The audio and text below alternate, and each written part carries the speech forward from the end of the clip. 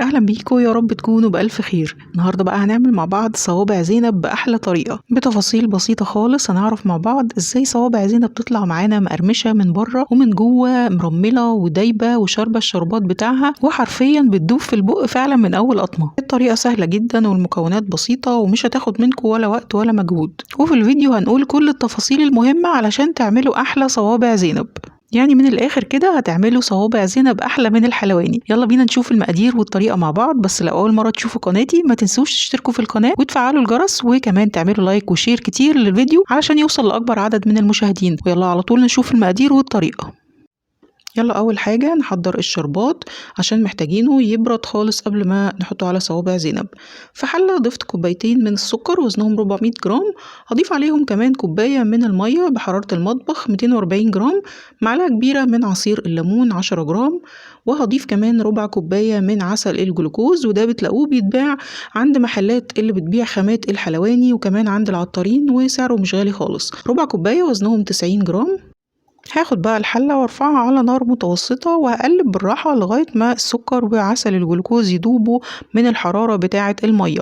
ومش شرط ان انا ادوب السكر كله تماما، ممكن يتبقى منه حاجه بسيطه. بسيبه بقى على النار لغايه ما يبتدي يغلي، يعني اول ما بلاقيه هيبتدي يغلي ما بوقف تقليب تماما علشان ما يسكرش معانا. وبعد ما يغلي عندنا بالشكل ده بنهدي النار اقل من المتوسطه ونسيبه على النار بالظبط 10 دقايق، مش اكتر من كده علشان برضو ما يسكرش. وبفضيه في بوله وبضيف عليه باكت او ظرف من الفانيليا وبقلبه وبسيبه يبرد تماما لغايه ما يوصل لحراره المطبخ. وبعد كده نحطه في التلاجة علشان محتاجين ان هو يبقى ساقع ويكون تقيل عندنا بالشكل ده قبل ما نستخدمه. شايفين بقى القوام بتاعه تقيل ازاي بعد ما حطيته في التلاجة؟ هو ده بالظبط اللي احنا عاوزينه. وعسل الجلوكوز في الوصفة دي مهم لانه بيخلي الشربات تقيل قوي زي ما انتم شايفين كده، ودي حاجة مهمة جدا علشان تخلي صوابع زينب مقرمشة وبنفس قوامها لغاية تاني يوم. دلوقتي بقى هنحضر العجينة. عندي كوبايتين من الدقيق، دقيق جميع الأغراض وزنهم 250 جرام. بنخلهم الأول قبل ما أضيفهم في البولة اللي أنا هعجن فيها، وأي نوع دقيق جميع الأغراض ينفع معاكم في الوصفة دي، بس ما ينفعش خالص طبعا دقيق المخبوزات. هضيف عليهم نص كوباية من دقيق السميد أو سميد البسبوسة اللي بيبقى سادة خالص معلوش أي إضافات، رشة صغيرة من الفانيليا أو باكت من الفانيليا، معلقة كبيرة من الحليب الباودر وده اختياري ممكن تستغنوا عنه مفيش أي مشكلة خالص، ربع معلقة صغيرة بس من الخميرة ما تزودوش عن كده، وده علشان العجينة ما تخمرش معاكم أكتر من اللازم والصوابع شكلها يتغير وتنفش بزيادة أثناء القلي. يعني وزن الخميرة كان 1 جرام، معلقة صغيرة من السكر ورشة صغيرة من الملح، وهقلب المكونات الجافة دي مع بعض كويس الأول.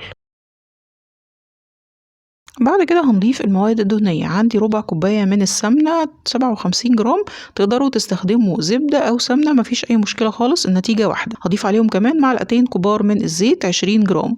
طبعا المكونات كلها مكتوبة تحت الفيديو في صندوق الوصف بالكوب وبالجرام.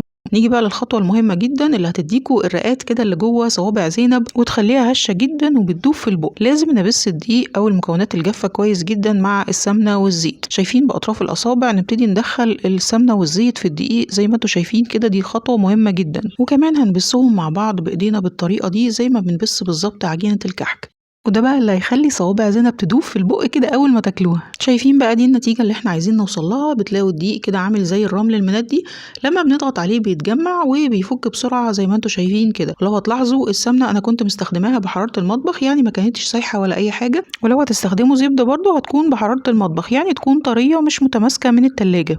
دلوقتي بقى هنعجن العجينة بتاعتنا. عندي حوالي 3/4 كوباية من المية الدافية، طبعا مش هستخدمها كلها، بضيف بالتدريج زي ما انتوا شايفين كده. مهم جدا ان احنا نضيف المية بالتدريج ونبتدي بس نجمع العجينة. احنا مش عايزين نعجن خالص لان العجينة فيها كمية كويسة من المادة الدهنية، وكتر العجن فيها هيخلي العجينة تعمل عرق وزي ما بيقولوا كده تطرد السمنة براها، وده طبعا احنا مش عايزينه خالص، ده يخلي صوابع زينب تنشف معاكم. شايفين الطريقة اللي انا بجمع بيها العجينة؟ بضغط بس على العجين مع بعضه. لما بلاقي شوية من الدقيق لسه ناشفين ببتدي ازود شوية صغيرين جدا من المية وابتدي برضو اجمع العجينة. اول ما بلاقي العجينة ابتدت تتجمع معايا وتسيب من البولة اللي انا بشتغل فيها وما يبقاش فيه اي دقيق ناشف خالص، كلها كده اتجمعت مع بعض، خلاص كده تبقى العجينة جاهزة معانا. ومش عايزاها تبقى عجينة ناعمة زي اي معجنات بنعملها ولا اي حاجة. شايفين ده بيكون شكل العجينة، بتكون عجينة طرية مش ناشفة ومش بتلزق في الايد ولا اي حاجة، وزي ما انتوا شايفين مش عجينة ناعمة زي بقية المعجنات اللي احنا بنعملها. وعلشان برضو تعرفوا قوام العجينة المظبوط بناخد جزء من العجينة ونطريها بايدينا ونبتدي نكورها ونعملها على شكل الصباع بالطريقة دي. المفروض ان احنا نلاقي العجينة ناعمة وما فيهاش اي تشققات بالشكل ده. لو لقيتوا لسه فيها تشققات بتزودوا بس معلقة من المية وتبتدوا تلموا العجينة بالطريقة اللي احنا شفناها. هنشتغل بقى في العجينة على طول، مش عايزينها تريح ولا اي حاجة لان احنا مش عايزينها تخمر معانا خالص. هنقطع العجينة على طول لكرات صغيرة متساوية. وهنا بقى هتكلم معاكم في نقطة مهمة، لو احنا بنعمل العجينة دي في الجو البرد اللي احنا فيه ده بنقطع العجينة كلها ونقسمها كلها على قد كرات صغيرة او صوابع صغيرة بالطريقة دي. لكن لو احنا بنعمل العجينة دي في الحر شوية هناخد بس على قد العجينة اللي احنا هنقليها على طول، يعني ناخد جزء من العجينة على قد الطاسة بتاعتنا وبقية العجينة هنغطيها ونشيلها في التلاجة، وده طبعا لان احنا مش عايزين العجينة تخمر خالص طول ما احنا شغالين. وطبعا عشان الجو برد شوية فالسمنة اللي في العجينة بتتماسك على بال ما اجي اشكلها، فباخد قطعة من العجينة وابتدي اطريها الاول بايديا وبعدين اشكلها على شكل الكورة وبعدين اعملها صوابع بالشكل ده. وبعد ما بخلص تقطيع كل العجينة هبتدي ارفع الزيت على النار علشان يسخن، وده قبل تشكيل العجينة لان العجينة اللي انا هشكلها هقليها على طول من غير اي انتظار.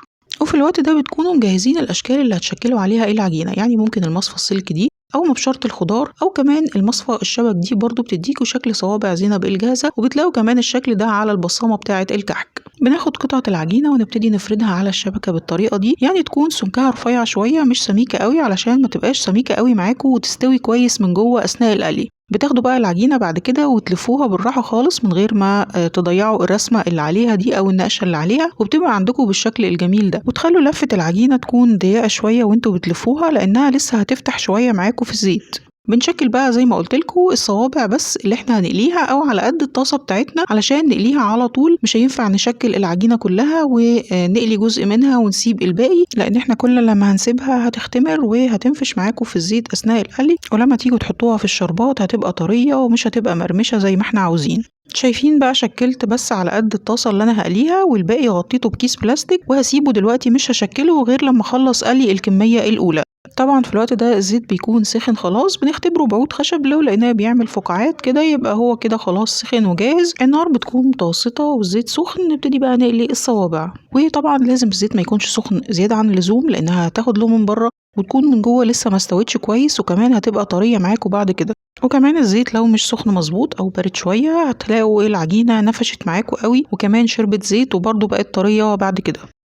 اول ما بحط العجينه بلاقيها بتنزل لتحت زي ما شفتوا، اول ما بلاقيها بتطلع لفوق بسيبها تاخد لون خفيف خالص وبعد كده ببتدي اقلب فيها. دايما بقلبها كل شويه علشان تاخد لون من كل الجوانب وتستوي معايا بالشكل ده. بنسيبها لغايه ما تاخد اللون الجميل ده، وطبعا ما نطلعهاش فاتحه قوي لان احنا لما بنحطها في الشربات لونها بيفتح درجه او درجتين، فما تستعجلوش عليها وتطلعوها لونها فاتح بزياده عن اللزوم. بطلعها من الزيت بعد ما بصفيها كويس وبحطها على طول في الشربات، بكون لسه مطلعه الشربات ساقع من التلاجة. بعد ما بقلي الكميه الاولى بشيل الزيت من على النار يهدى شويه من الحراره وبحطه تاني على النار لما بقرب اخلص تشكيل الكمية التانية، يعني كده بكام واحدة. بحط الكمية التانية تتقلي برضو وبتاخد نفس اللون الجميل ده، ولازم نسيب الصوابع في الشربات حوالي 10 دقايق مش أقل من كده علشان تتشرب من جوه كويس. وبعد ما بطلع الكمية الأولى من الشربات باخد الشربات أرجعه تاني التلاجة على بال الكمية التانية ما تتحمر، وبطلعه برضو من التلاجة وأحط فيه الصوابع على طول وهي سخنة. وده لأن الشربات بعد الكمية الأولى اللي قليناها بيكون أخد حرارة المطبخ وأنا عايزاه يكون ساقع ويرجع لقوامه التقيل تاني، فبحطه في التلاجة شوية على بال ما أخلص الكمية التانية.